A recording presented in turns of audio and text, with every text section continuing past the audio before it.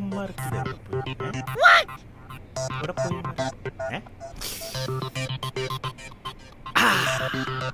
കൊള്ളാം. ബെല്ലാമ്മ എവിടെ പോയി കിടക്കണ്?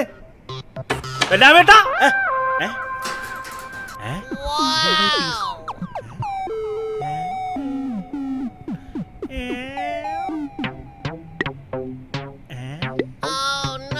റൂം തന്നെയാണല്ലോ.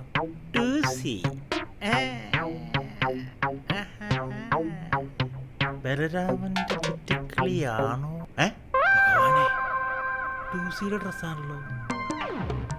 ദൈവമേ, ബലരാമൻ അതിലെത്തി വെക്കും കൊടുത്ത